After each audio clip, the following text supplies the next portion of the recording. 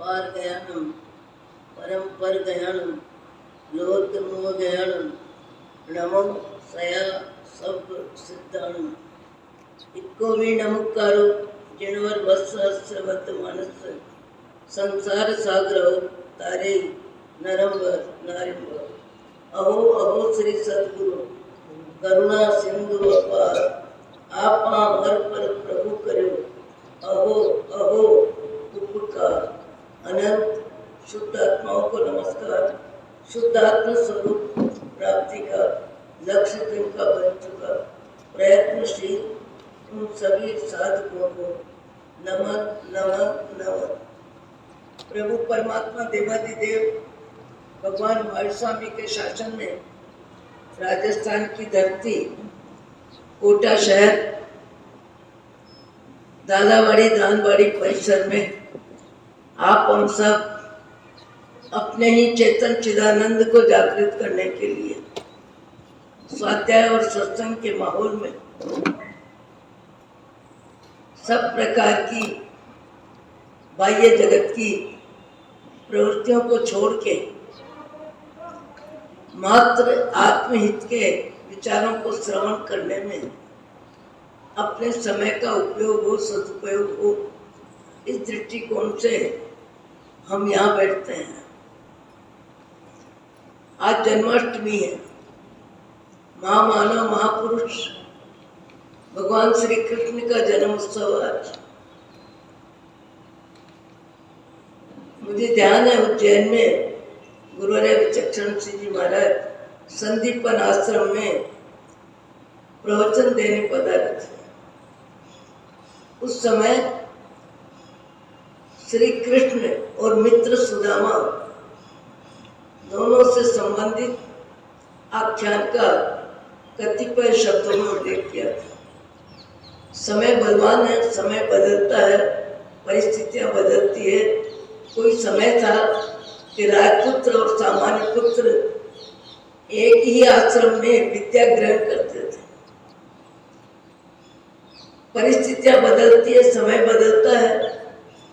सुदामा की शारीरिक आर्थिक स्थिति और श्री कृष्ण राजमहलों में, पर जब उन्हें मालूम पड़ा कि सुदामा मेरे से मिलने आ रहा है, सुदामा मिलने के लिए आ रहे हैं, उस समय श्री कृष्ण ने अपने आसन से उठ करके, सिंहासन से उठ करके सुदामा के सामने स्वयं जाकर के और मित्र को मित्र से भेंटने में अपना आत्मीय स्वागत किया। आत्मीय स्वागत किया, स्नेह की वर्षा करी, आत्मा में आत्मीयता के भाव से, यहाँ तक कि पानी परात को छुए नहीं। ऐसा मित्रता का मिलन, और मित्रता के मिलन में न बीच में सुंदरता आ रही है, न शिक्षा आ रही है, न संपत्ति आ रही है, न धन आ रहा है, न धरती आ रही है। मात्र मित्रता में आत्मीय भाव, और आत्मीय भाव में निखालिसता, और निखालिस्तान में मित्र को देख के मित्र के लिए श्री कृष्ण ने क्या नहीं किया, घर भी भर गया। स्नेह ने आंखों में अश्रु की वर्षा भी हो गई। और भाई सुदामा से श्री कृष्ण भगवान जिस तरह मिले, न कपड़े मैले देखे, न गरीबी देखी, न आयु देखी, न अपना सिंहासन देखा, और न अपना राज्य भवन देखा, न राजकीय व्यवस्था देखी। एक अद्भुत उदाहरण है आज आपके हमारे सामने। जीवन में जीवन को ऊपर उठाने के लिए, जीवन में जीवन को ऊपर उठाने के लिए, अपने विचारों की ऊंचाई बढ़ाने के लिए, अच्छाई बढ़ाने के लिए, ज्यादा में ज्यादा सत्य के सम्मुख जाने के लिए, सच्चाई का जीवन जीने के लिए, परमात्मा की भक्ति के लिए, सज्जनों की संगति, और ज्यादा में ज्यादा जीवन में परमात्मा का स्मरण, ऐसे विचारों में हमारा भाव जगत ऊपर उठे और हल्के स्तर के विचार, सामान्य विचार, शुद्धता के विचार, स्वार्थ के विचार, मोह के विचार, आसक्ति के विचार, द्वेष के विचार, अनैतिकता के विचार, आलोचना के विचार, छिद्रान्वेषी के विचार, हमारे मनुष्य भाव की ऊंचाई में, हमारे भाव जगत में हल्के विचार कितने और ऊंचे विचार कितने और अच्छे विचार कितने, अच्छे विचारों में अभिवृद्धि हो रही है या हल्के विचारों में, स्वार्थ के विचारों में, मोह के विचारों में, ईर्ष्या के विचारों में। हमारा जीवन शारीरिक जितना बढ़ता जा रहा है, शारीरिक जीवन बढ़ता जा रहा है, पारिवारिक संयोग भी बनते जा रहे हैं, बदलते जा रहे हैं, बिगड़ते जा रहे हैं। सब परिस्थितियों के बीच में हमको ये निश्चित रूप से समझना चाहिए कि आपकी हमारी जिंदगी हर क्षण, मनुष्य शरीर में रहने का समय हर क्षण कम हो रहा है, हर क्षण कम हो रहा है, हर दिन कम हो रहा है। ये चांस, ये अवसर कब छूट जाएगा और सब यहाँ का यहीं धरा रह जाएगा। हमारे विचारों की ऊंचाई, हमारा त्याग, हमारा तप, हमारा वैराग्य, हमारी भक्ति, हमारा क्षमा का भाव, सहनशीलता का भाव, सेवा का भाव, सद्भावना, मित्रता के भाव, मैत्री भाव, व्यक्ति बाह्य जगत में वस्तु जगत को बढ़ाता है, पदार्थ को बढ़ाता है, सुविधाओं को बढ़ाता है, पुण्य का उदय होता है तो ज्यादा से ज्यादा व्यक्ति बाह्य जगत को सजाता है और बाह्य जगत को बढ़ाता है, बाह्य जगत को देखता है और बाह्य जगत को दिखाता है। ये सामान्य व्यक्ति के संस्कार होते हैं, सामान्य व्यक्ति का परिचय होता है। सामान्य व्यक्ति बाह्य जगत को ही महत्व देता है और सामान्य व्यक्ति बाह्य जगत के आधार पर ही अपना और दूसरों का मूल्यांकन करता है। कभी कभी सामान्य विचारों में जीने वाला व्यक्ति भी अपने भाव जगत को कब कितना ऊंचा उठा लेता है, कितना ऊपर उठा लेता है, कैसे उठा लेता है, आपने एक बार नहीं अनेक बार कई उदाहरण सुने हैं। कपिल केवली का उदाहरण भी सुना होगा। कपिल केवली का उदाहरण जिन्होंने सुना है, जिनको याद है वो थोड़ा हाथ ऊंचा करें।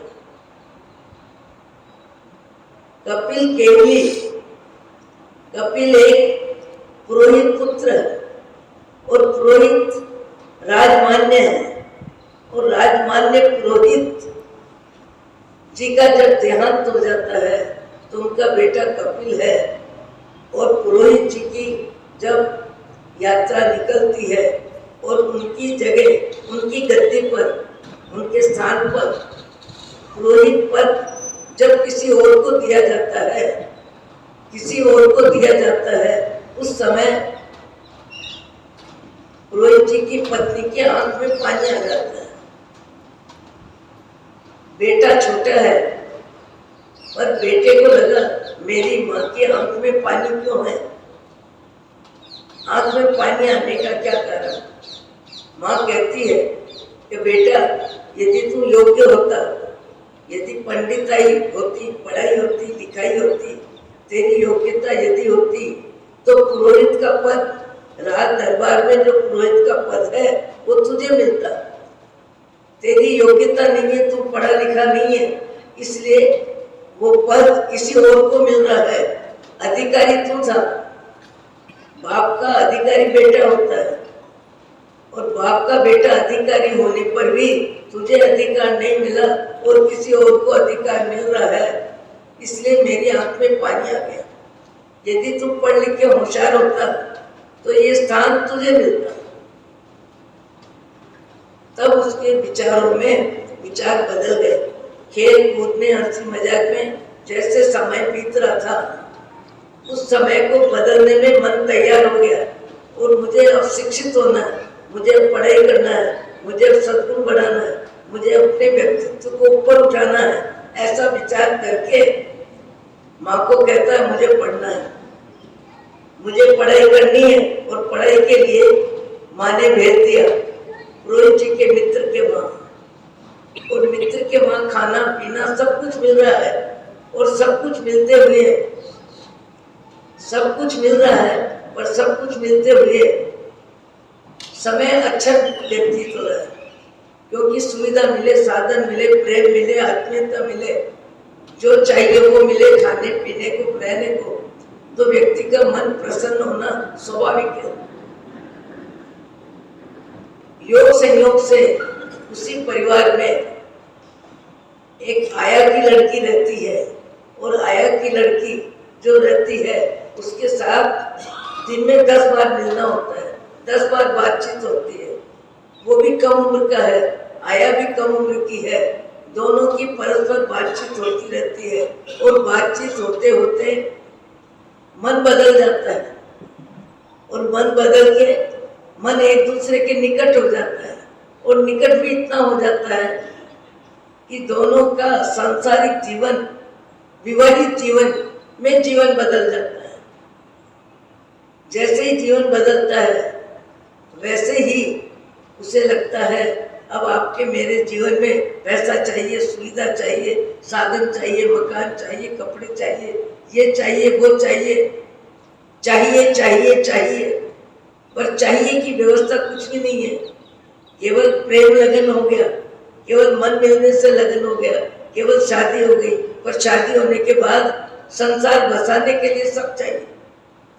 पत्नी कहती है यहाँ का राजा बहुत उदार है, राजा बहुत उदार है, आप शुरुआत में राज दरबार में जाके और 2 तोला मासा, राजा जो सबसे पहले ब्राह्मण जाता है उसे सबसे पहले वो दान देता है। इसलिए तुम शुरुआत धन की अभिवृद्धि के लिए, परिवार की व्यवस्था के लिए शुरुआत यहाँ से करो, और शुरुआत वहां से करने के लिए उसने मन बना लिया। मन बना के मन अति उत्साहित हो गया, उत्साहित होके इतना मन उत्साहित हो गया कि आधी रात को उसने समझ लिया कि दिन उगने वाला है, दिन उगने वाला है, ऐसा समझ करके आधी रात को ही अति उत्साह में, व्यक्ति को समय का ध्यान नहीं रहता है, अति उत्साह में जिस तरह का व्यक्ति का उत्साह होता है उस तरह की प्रवृत्ति में उसका मन लग जाता है। आज भी मैं देखती हूँ कई व्यक्तियों की प्रवृत्ति में परमात्मा भक्ति का उत्साह है, और परमात्मा भक्ति का उत्साह है तो 5:30 से 6 बजे ही, 6 बजते के साथ दादाबाड़ी में मंदिर में सेवा पूजा करने वालों की 2-4 है कि 4-5 है, पर संख्या दिखाई देती है। और परमात्मा की भक्ति से ही दिन की शुरुआत होती है। कई व्यक्तियों की शुरुआत परमात्मा के स्मरण से होती है, सामायिक से होती है, स्वाध्याय से होती है, परमात्मा की भक्ति से होती है। कई व्यक्तियों की जिंदगी की शुरुआत दीन दुखियों की सेवा से होती है। मुट्ठी भर अनाज ही भले हो दे, पर सबसे पहले जीवन में शुरुआत परोपकार से होती है। परोपकार के बाद व्यक्ति अपने मन जीवन में मुंह में पानी लेता है। आज भी कभी कभी कहीं कहीं ऐसे व्यक्ति दिखाई देते हैं, जैसा जिसका मन होता है। कई व्यक्तियों का मन परमात्मा के स्मरण में होता है, कई व्यक्तियों का मन सवेरे उठते ही चाय में होता है, कई व्यक्तियों का मन परोपकार में होता है, कई व्यक्ति उठते के साथ घर से बाहर निकल जाते हैं, और घर से बाहर निकाल के दूसरों की जरूरत में, दूसरों की जरूरत पूरी करने में अपने मन का, अपने तन का, अपने समय का, अपने धन का उपयोग करते हैं। व्यक्ति एक है, विचार सबके अपने अपने हैं, और अपने विचार संस्कार के अनुसार होते हैं। संस्कार पूर्व भोग के भी होते हैं, संस्कार गर्भकालीन समय के भी होते हैं, संस्कार माता के भी होते हैं, और माता के भाव जगत में संस्कार बच्चे के भी होते हैं, और बच्चे के संस्कार जन्म के बाद भी उसके संस्कारों का अनुमान लगता है। क्यों, आप हम सब जानते हैं कि शरीर बदलता है, अग्नि संस्कार शरीर का होता है, अग्नि संस्कार शरीर का होता है, आत्मा शरीर बदलती है, पर संस्कार जिसके जैसे हैं, संस्कार जलते नहीं है, संस्कार पहले भाव में छूटते नहीं है, संस्कार आत्मा के साथ आते हैं, आत्मा के साथ व्यक्ति के संस्कार नए शरीर में भी आते हैं। संस्कार सबसे मुख्य में मुख्य हमारी संपत्ति है। संस्कार यानी विचार, विचार यानी विचारों में ऊंचाई, आचरण की ऊंचाई। हमारे संस्कार में यदि क्रोध ज्यादा है तो हमें कम करना चाहिए। यदि हमारे संस्कारों में कंजूसी ज्यादा है, कंजूस व्यक्ति अपनी शक्ति का उपयोग शक्ति होते हुए भी करने में, व्यवहार में, लेन देन में, खान पान में अपने स्वभाव का दान दिए बिना नहीं रहता है।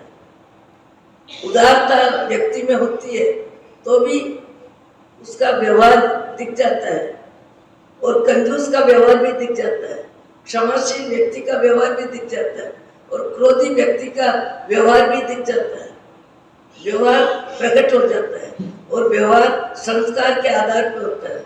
आप कभी कभी कहीं कहीं देखते होंगे छोटे बच्चे जिनको नाना जी दादाजी गोद में उठा लेते हैं, एक बच्चे को उठा लेते हैं, दो बच्चे हैं, मान लो इधर पोता है इधर दोता है, जो भी समूह के हैं, तो दूसरा बच्चा पांव पटकने लग जाता है, पांव पटकने लग जाता है, क्रोध में आ जाता है, चिल्लाने लग जाता है, रोने लग जाता है, और यहाँ तक वो हरकत करता है कि इसको उतारो मुझे लो, इसको उतारो मुझे लो।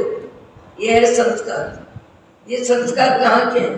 अभी तो बच्चा है, ये संस्कार उसके पूर्व भोग के हैं।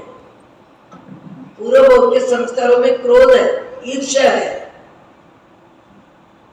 ईर्ष्या क्या करती है? दूसरों के सुख को सहन नहीं करती है, दूसरों के सम्मान को सहन नहीं करती है, दूसरे की प्रशंसा, प्रसिद्धि, अच्छाई जो भी होती है, उसमें परिवार के सदस्यों में यदि ईर्ष्यालु व्यक्ति होता है तो ईर्ष्यालु व्यक्ति का भाव जगत भीतर में जलन पैदा होती है। बच्चा 2 वर्ष का है, 1.5 वर्ष का है, अभी यहाँ के कोई नए संस्कार उसको ज्यादा मिले नहीं है, पर उसके बाद भी एक बच्चे को दादा ने गोदी में उठा लिया, नाना ने जिसने भी उठाया, दूसरा बच्चा पांव पटकता है। पांव क्यों पटकता है? उसके संस्कार पूर्व भोग के जो हल्के संस्कार है, ईर्ष्या के संस्कार है, क्रोध के संस्कार है, वो संस्कार वो यह साथ लेके आया है, और कम उम्र में भी अपने संस्कारों का परिचय व्यक्ति देता है। अभी हमने कई दिन पहले ही सुना कि 7 वर्ष के बच्चे ने मासिक क्षमण किया। आजकल क्या मोबाइल सब जानकारी मिनटों में पूरे विश्व में फैला देता है। रत्न सुंदर जी महाराज उंगली पकड़े हुए हैं, 7 वर्ष का बच्चा मासिक क्षमण।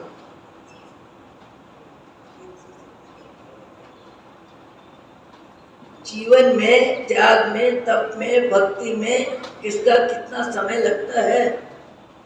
कल एक भाई आ रहे थे, बता रहे थे कि सूरत में सिद्धि तप 300, मासिक क्षमण कितने, को में मगन, को में मगन, को में मगन। सबकी आराधना रुचि, सबकी भक्ति में रुचि, सबकी उदारता में रुचि, अपनी अपनी विचारधारा होती है, और विचारों का दान व्यक्ति लगभग सब जगह देता है।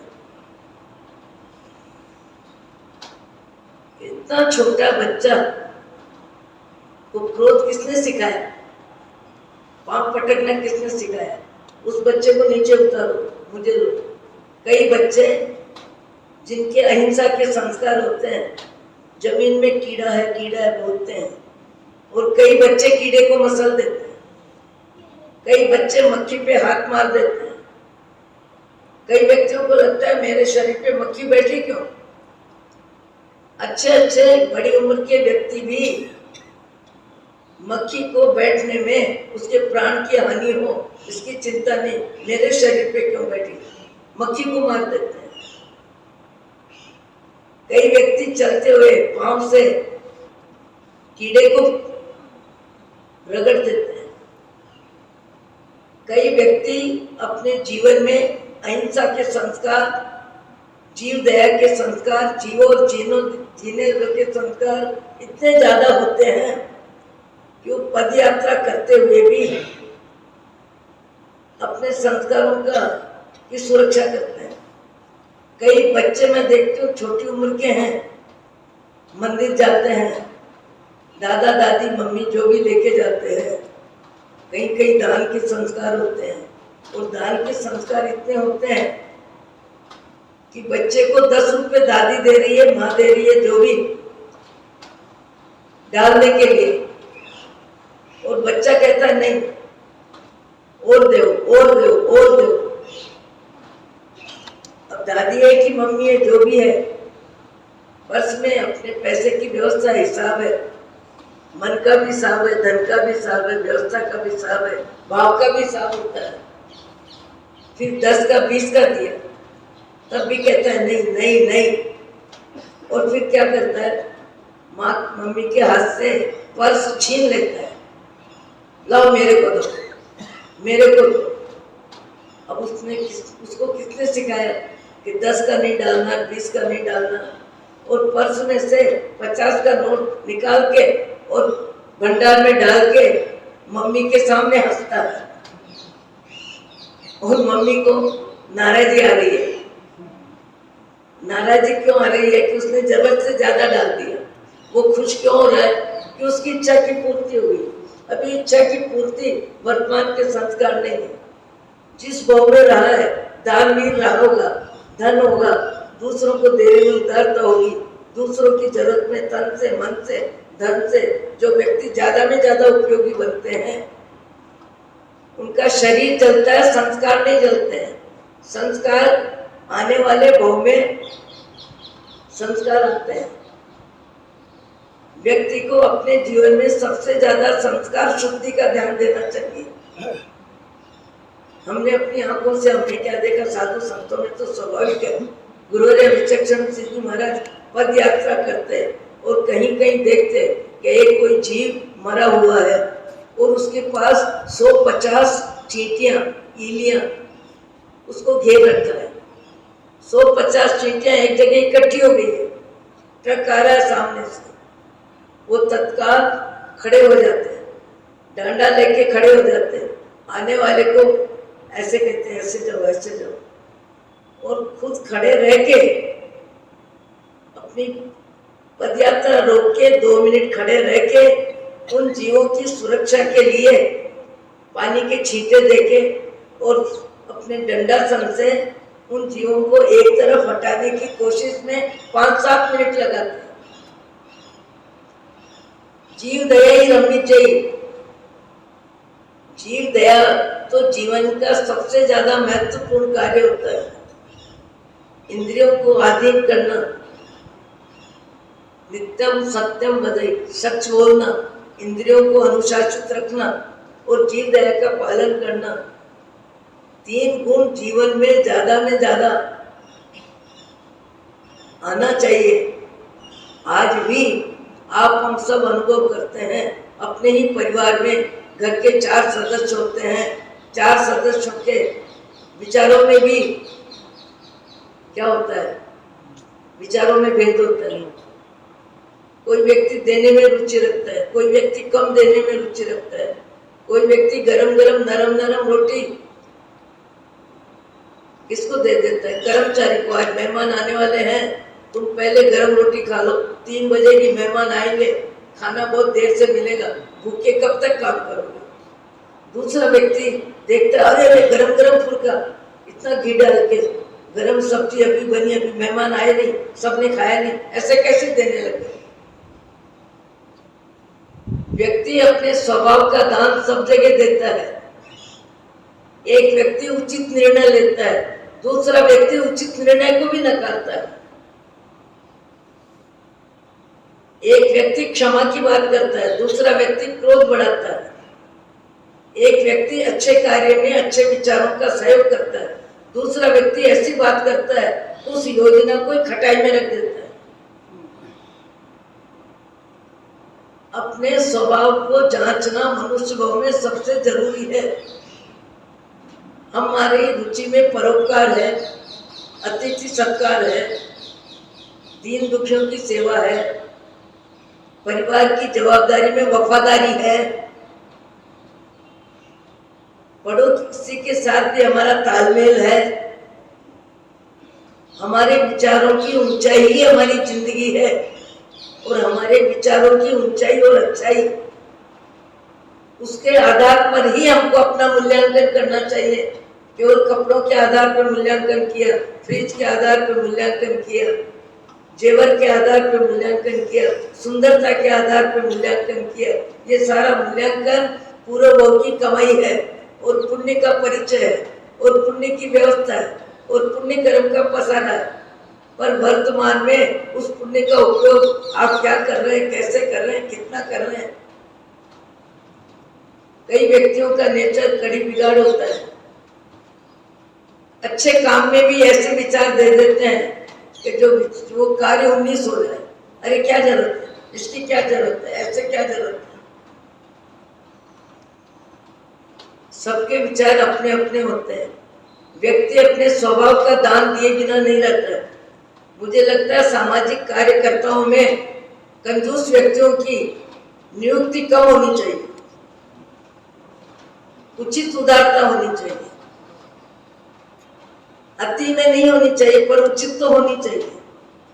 मैं बहुत बार कई जगह संस्थाओं में कहती हूँ कि भैया आपके स्वभाव में जो कंजूसी है, जो कृपणता है, जो अच्छे कार्य को भी 19 संबंध विचार देने की आदत है। आपको मालूम है साधु का जीवन तो घुमक्कड़ है, फक्कड़ है, दुनिया में घूमते हैं, दुनिया को देखते हैं। मुझे दुनिया में घूमते घूमते लाखों व्यक्तियों के संपर्क में आते आते 65 वर्ष हो गए। 65 वर्ष कितने होते हैं? और पद यात्रा में संपर्क कितना होता है? सब तरह के व्यक्तियों का संपर्क होता है, सब तरह के व्यक्तियों के विचारों की ऊंचाई भी देखने को मिलती है, कृपणता भी देखने को मिलती है, उदारता भी देखने को मिलती है। सब तरह के व्यक्ति मिलते हैं और सब तरह का व्यवहार मिलता है। महाराष्ट्र के एक गांव में मैं थी, बहुत बड़ा तीर्थ, बहुत अच्छा तीर्थ, पर एक दो व्यक्ति निर्माण में भी कम पैसे ले ऐसे मिस्त्री को बुलाना, ऐसे व्यक्तियों से काम लेना, फिर भले कार्य 19 हो। मैंने कहा भाई साहब आप अपने स्वभाव का दान घर तक दो तो ज्यादा अच्छा है। घर वालों के तो आपके स्वभाव को सहन करना पड़ेगा, आप घर के मुख्य व्यक्ति हो, पर मेहरबानी करके संस्थाओं में और समाज के कार्यों में अपने स्वभाव का दान नहीं दो तो अच्छा है। आपको कैसे बोल दिया, क्या बोल दिया, क्यों बोल दिया, क्यों नहीं बोले? साधु को क्या लेना देना? उचित बात बोलने में साधु को कोई फर्क नहीं पड़ता। 2 रोटी दे तो भला, नहीं दे तो भला, साधु को क्या फर्क पड़ता है? साधु उचित बात नहीं बोले तो कौन बोलेगा?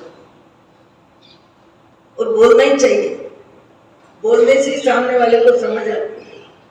अपने स्वभाव की व्याख्या भी सत्संग में समझ में आती है, मानो या न मानो। मेरे मन को मैं ही जानू या जाने तो मेरा नाम। आप अपने स्वभाव को भी सत्संग में जान सकते हैं कि मेरे स्वभाव की व्यवस्था परिवार में कैसी है, मेरे स्वभाव से परिवार में शांति है कि अशांति है, क्लेश बढ़ता है कि घटता है, खाने पीने की व्यवस्था में भी हमारा उचित व्यवहार होता है कि नहीं होता है। मैंने पहले भी एक बात कहा था कि व्यक्ति स्वभाव का दान दिए बिना नहीं रहता है। स्वभाव का दान, हम उदयपुर में थे, पर्यूषण था और पर्यूषण में पाली वाले एक श्रावक घेवर चंद जी साले चाहे थे, अब तो नहीं रहे। उन्होंने कहा महाराज जी आज श्रीफल की प्रभावना रखेंगे, जन्माचरण का देता मिलता रखो, आपकी जो इच्छा हो। तो खुद नहीं जाके मैनेजर को कह दिया भैया आने वालों को प्रभावना बांटने में आप जवाबदारी ले लो, ये सेवा आप करना। बोले ठीक है। फिर क्या देखो रास्ते से आने वाले 2 4 5 7 बच्चे या बड़े जो भी हो, यदि वो भी आ जाए तो उनको भी श्रीफल देने में तत्पर रहना, 1 मिनट मत लगाना, जो आ जाए सबको देना। भले 40 50 10 20 ज्यादा लगेंगे, वो क्या लगेगा, अपनी समाज के व्यक्ति ज्यादा होते तो फिर क्या होता। तो जो भी आ जाए उसको देने में कंजूसी मत करना, अच्छे से समझाए। और हम लोग सब करीब 100 फुट की दूरी पे खड़े हैं और उपासरे की छत पे ही खड़े हैं और देना चालू किया है। पर देते देते सेठ जी ने खुद ने नोट किया कि 2-3 महिलाओं की गोद में बच्चे थे, उन बच्चों का श्रीफल नहीं देके उनको रवाना कर दिया, चलो चलो आगे चलो, भीड़ बहुत आगे चलो। आने वालों को तो नहीं दिया, पर जिनकी गोद में बच्चे थे उनको भी टाल मटोल कर दिया। बताओ देने वाला का क्या लगता था, उसका क्या जा रहा था। जिसकी प्रभावना थी वो आगे होके कह रहा है, फिर भी व्यक्ति अपने स्वभाव का दाग देने में कंजूसी का व्यवहार किए बिना नहीं रहता। दिया और देखे क्या दिया। हमने वो आए तो भैया आपने ऐसा क्यों किया, आपका क्या जा रहा था, आपका क्या जा रहा था। स्वभाव को जांचना मनुष्य में सबसे जरूरी है। अतीत के संस्कार वर्तमान में आए हैं और वर्तमान के संस्कार भविष्य में जिस शरीर में जाएंगे फिर वहां भी अपने संस्कार रहेंगे। संस्कार शुद्धि सबसे ज्यादा होनी चाहिए, सीमा में जीना आना चाहिए। आंख भी सीमा में रहे, आवाज भी सीमा में रहे, हाथ पांव भी सीमा में रहे, भोजन में भी सीमा हो, वस्त्र व्यवस्था में भी सीमा हो। अपना घर, अपनी समाज, अपना परिवार, अपना देश, अपना रहन सहन सब अपने ध्यान में होना चाहिए। वर्तमान की व्यवस्थाओं में तो कुछ बोलने जैसा है नहीं।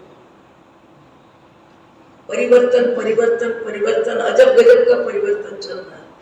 विकास भी है, ह्रास भी है, दोनों है। परिवर्तन में विकास भी बहुत हो रहा है, पर परिवर्तन में ह्रास भी बहुत हो रहा है। वहां अपन कहां से कहां चले गए। वो कपिल बच्चा जो गया अपने पिता के मित्र के वहां रहने, और वहां उस लड़की से परिचय हो गया। परिचय होने में लगता क्या है, आजकल स्कूल में साथ बैठते हैं, क्लास में आजू बाजू में सीट होती है, 2-4 बरस एक दूसरे के निकट रहते हैं। आज तो आए दिन ये समाचार मिलते हैं, सब जगह मिलते हैं, सबको मिलते हैं कि निर्णय हो गया। माँ बाप कहते हैं देखना है, दिखाना है, लड़के को बुलाना है, लड़की को बुलाना है।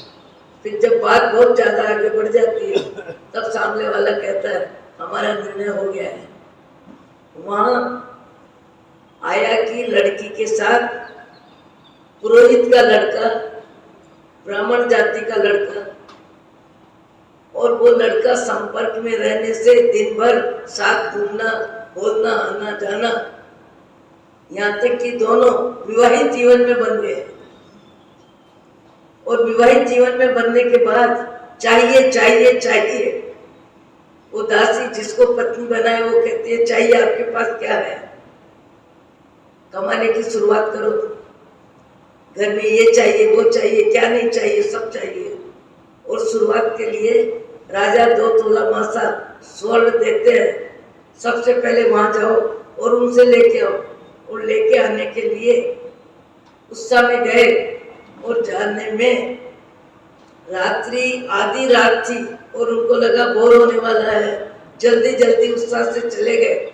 अति उत्साह में विवेक नहीं रहता, अति उत्साह में समय का ध्यान भी नहीं रहता, अति क्रोध में किसके सामने क्या बोल रहा हूँ वो भी व्यक्ति को ध्यान नहीं। अति उत्साह में आधी रात को पहुंच गए। कपिल बालक जो अब युवा हो गया आधी रात को पहुंच गया। आधी रात को पहुंचने के साथ बाहर में चौकीदार ने वहीं रोक दिया। कहाँ जा रहे हो? बोले मैं राजा साहब से दान लेने आया हूँ। दान सवेरे देते हैं, आधी रात को थोड़ी देते हैं। आधी रात है? अरे आधी रात अभी कहाँ गए, रुको तुम यहाँ, तुम जो चोर भी हो सकते हो, यहीं रुको। सवेरे राजा साहब को भी सब जानकारी हुई, और जानकारी क्या हुई कि ऐसे ऐसे पुरोहित जी का बेटा मेरे से दान लेने के लिए आया। उसको जब बुलाया और पूछा कि तुम आधी रात को क्यों आए, इस तरह आना तो चोरी का कार्य होता है, चोर का व्यवहार होता है। वो कहने लगा भले आप मुझे बंदी बना लो, भले मुझे चोर घोषित कर दो, पर हकीकत यह है कि मेरी पत्नी ने कहा कि 2 तोला मासा सोना लेके आओ और वहां से गृहस्थी की जवाबदारी आगे बढ़ेगी। इसलिए मैं अति उत्साह में आ गया। मैंने घड़ी नहीं देखी, समय नहीं देखा। भले मुझे चोर के रूप में आप यहाँ रखो, पर मैं चोर नहीं हूँ। मैं आधी रात को अति उत्साह में आपसे 2 तोला मासा लेने, सोना लेने के लिए आया। राजा साहब कहने लगे तुम भले जिस कार्य के लिए आए, पर तुम जो सच सच बोल रहे हो, तुम्हारी सच्चाई से मैं प्रभावित हूँ। सच्चाई से मैं प्रभावित हूँ कि भाई मेरे को आप कोई भी दंड दो, पर मैं चोर नहीं हूँ, मैं चोरी के लिए नहीं आया। मैं आधी रात को अति उत्साह में आ गया और मुझे पत्नी ने कहा कि 2 तोला मासा सोना लेके आओ। राजा साहब ने कहा तुम्हारी सच्चाई से मैं प्रभावित हूँ, और इतना प्रभावित हूँ कि तुमको जो चाहिए मांगो। आज जो भी मांगोगे वो मैं दूंगा तुमको। बोले जो मांगू वो मिलेगा?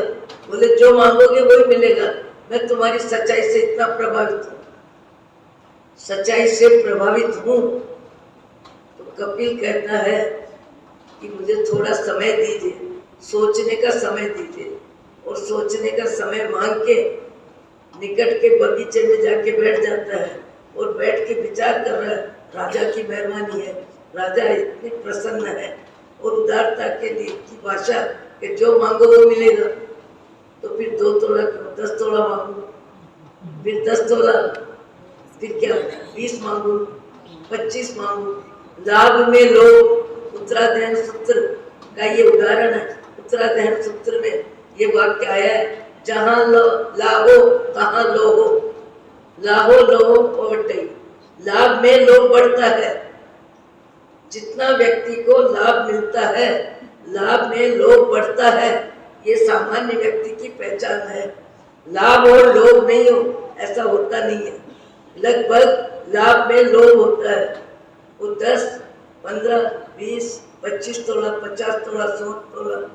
फिर कह रहा राजा ने कहा जो मांगे, फिर इतना ही क्यों मांगो, फिर गांव मांग लो, घर मांग लो, ये मांग लो, वो मांग लो।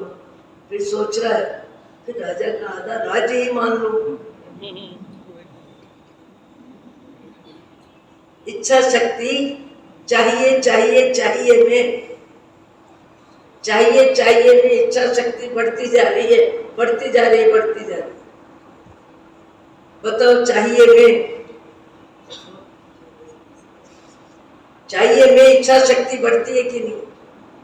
हर व्यक्ति का अनुभव है। लाभ में लोभ होता ही है। लाभ में कोई विघ्न आए तो क्रोध आता है। लाभ प्रकट नहीं करना हो तो माया आती है। लाभ में लोभ होता ही है। लोभ को छिपा ले या मायाचारी से बताए नहीं, पर भाव आता है। हर व्यक्ति का अनुभव है। खाने की व्यवस्था में भी लाभ आता है, नई नई वस्तु चाहिए। कपड़े के विषय में सबका अपना अनुभव है। बाजार गए, पर्स में नोट है, 50 साड़ी घर में पड़ी है, उसके बाद भी अरे ये ले ले, ये ले ले, ये रंग अच्छा है, ये डिजाइन अच्छी है, ऐसी साड़ी अपने पास नहीं है। कई महानुभाव कोटा आने वाले कहते हैं बाजार जा रहे, क्यों जा रहे हो? अरे गोटा डोरिया की साड़ी लाए। जयपुर आने वाले भी बाजार जाते थे, कोटा आने वाले भी बाजार जाते हैं। आप कहाँ रहते हो? हम इंदौर रहते हैं, हम रतलाम रहते हैं, हम रायपुर रहते हैं। अरे तो तुम्हारे गांव में क्या नहीं मिलता, क्या नहीं मिलता, सब मिलता है। और हम यहाँ आए तो यहाँ से कुछ लेके जाएंगे, बच्चों के लिए लेंगे, बड़ों के लिए लेंगे, बहन भाई के लिए लेंगे। ये चित्त की प्रसन्नता परिवार में लोभ कषाय कहलाती है। ये लोभ कषाय हर व्यक्ति जानता है, हर व्यक्ति जानता है। लाभ में लोभ होता है, जो 10, 20, 50 भय, 1000 हो तो लाख मांगेगी, कोटि अरब खरब स्वप्न को राज मांगने की चाह जगेगी। सुंदर एक संतोष बिना सट तेरी तो भूख कभी न भगेगी। पेट की पूर्ति 3 रोटी से हो जाती है, 4 रोटी से हो जाती है, 6 घंटे की निवृत्ति हो जाती है। और मन की भूख, एक राजा दान दे रहा है और सामने वाला ले रहा है, जितना एक पैर में देना था दे दिया, देता जा रहा है, देता जा रहा है, लेने वाला लेता जा रहा है, लेता जा रहा है, लेता जा रहा है। राजा कह रहा है भाई सदा देते हैं, सब आते हैं, सबका पात्र भर जाता है, तुम्हारा पात्र इतना देने के बाद भी खाली क्यों है? आखिर ये पात्र बना किससे? बोले मनुष्य के मन का पात्र है, ये मनुष्य के मन का पात्र है, इसको कितना भी भरो ये खाली का खाली रहेगा। उस कपिल ने एकांत में, शांत वातावरण में, बगीचे में बैठ के विचार किया और विचार करते करते विचार बढ़ते गए, बढ़ते गए, बढ़ते गए और बढ़ते बढ़ते इतने बढ़ गए, विचार इतने बढ़ गए कि आधा राज्य क्यों, पूरा राजा का ही राज्य मांग लो। कहाँ विचार था, कहाँ विचार बढ़ गए। आपके हमारे सबके जीवन में संतोष धन आने पर लोभ शांत होता है। लोभ कम करने के लिए नियम लिया जाता है। नियम के आधार पे, संकल्प के आधार पे, व्यक्ति की इच्छा शक्ति पे कंट्रोल होता है।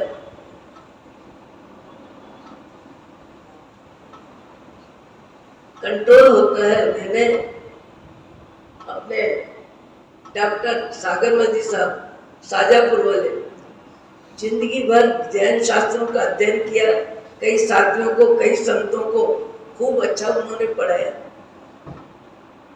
मुझे बराबर याद है वो दिल्ली से आ रहे थे और साथ में हेम प्रज्ञा जी की पीएचडी की जो कॉपी थी उसको जांचना था। तो जयपुर के श्रावकों ने कहा कि आप आने जाने का और नहीं, टिकट तो ले लें। उनको लिफाफा पकड़ाने लगे तो उन्होंने स्पष्ट शब्दों में कहा कि मेरा टिकट दिल्ली से बन चुका है, दिल्ली से बन चुका है, अब मैं टिकट लेने का अधिकारी नहीं हूँ, एक बार हो चुका, मुझे नहीं लेना है, आप माफ करें। नैतिकता, नीतिमत्ता जिसके जीवन में होती है वो संग्रह को महत्व नहीं देता, वो सच्चाई को महत्व देता है, वो ईमानदारी को महत्व देता है, वो नैतिकता को महत्व देता है। उसके लिए जीवन के सद्गुणों की संपन्नता ही उसको विशेष में विशेष प्रिय होती है।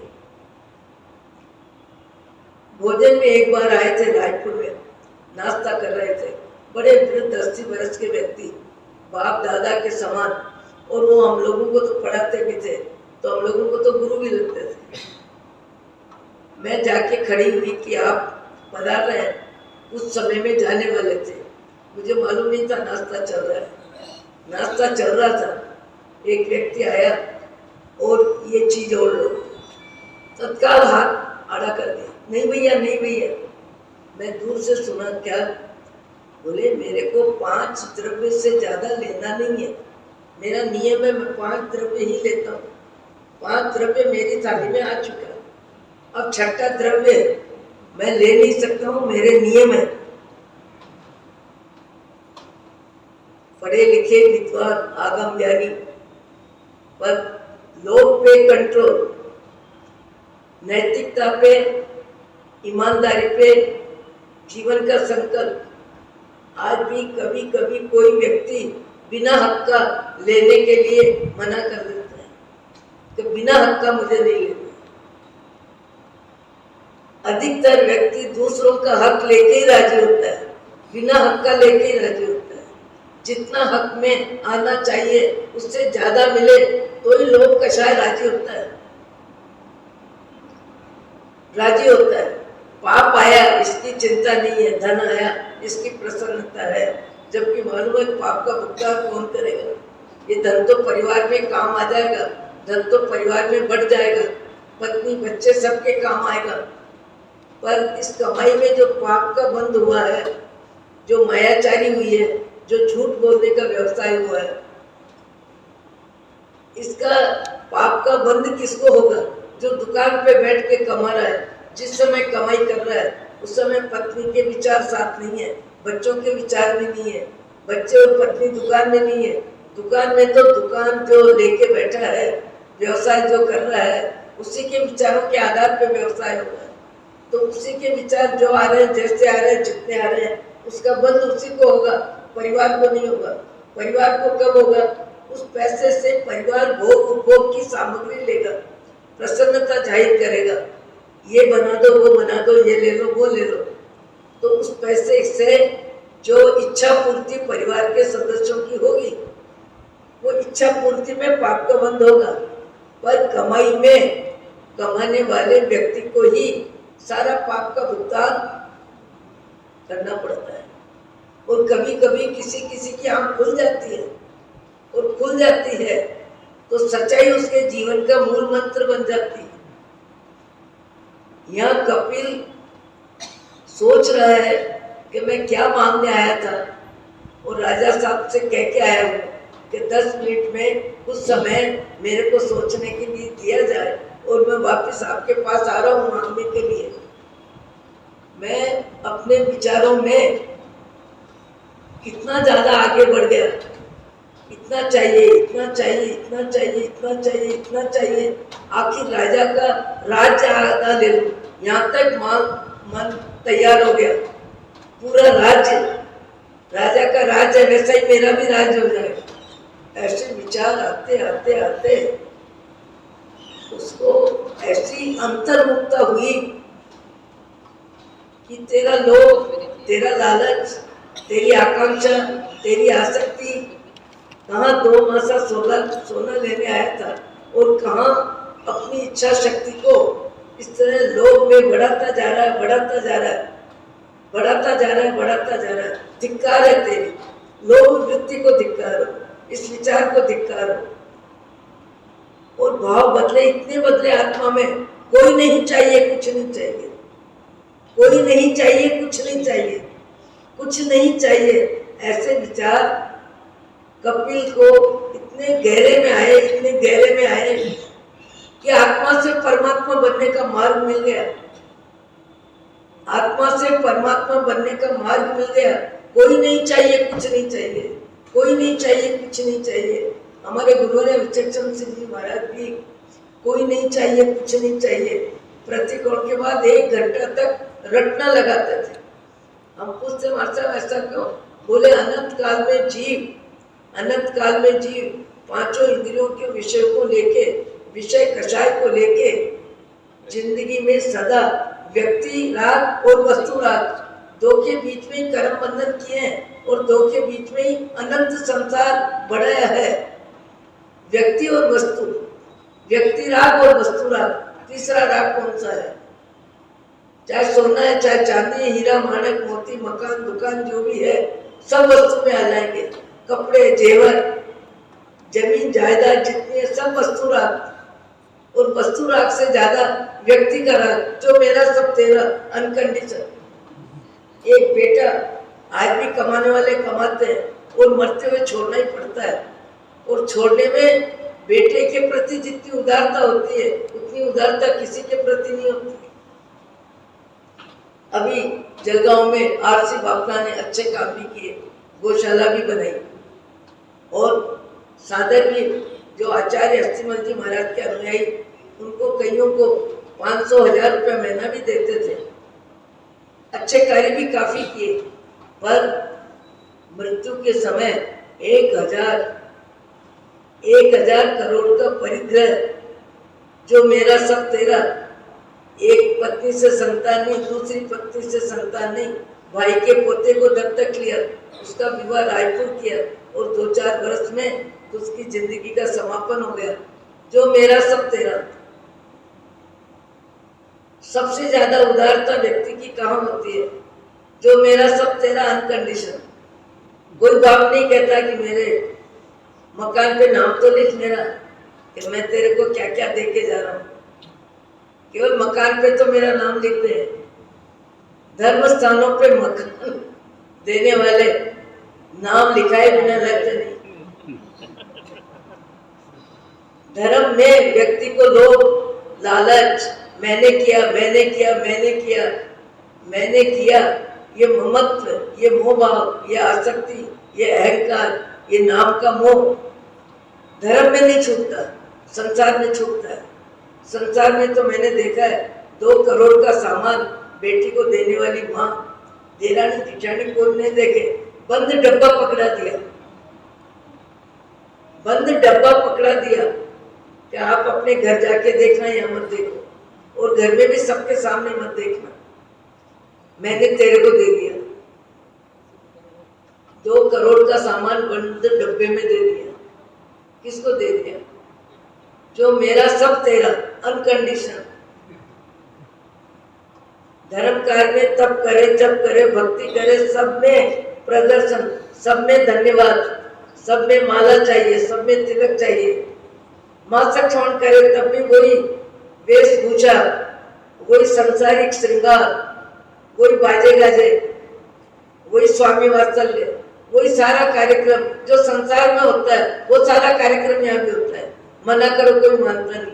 अरे तुमने आत्मा के लिए तप किया है, क्षमा के लिए तप किया है, अपने स्वभाव को बदलने के लिए तप किया है, रचना को सुखाने के लिए तप किया है, आत्मशुद्धि के लिए तप किया है, कर्म क्षय करने के लिए तप किया है। इसमें सांसारिक प्रदर्शन की जरूरत क्या? पर सांसारिक प्रदर्शन जो करते होता है, सब जगह होता है। एक गांव नहीं, एक घर नहीं, सब जगह होता है। और सब जगह हम अपनी आंखों से देखते हैं, हम विचार भी देखते हैं और उनके विचारों का स्वागत भी करते हैं। क्योंकि विचार देना अलग चीज है, विचार मानना अलग चीज है।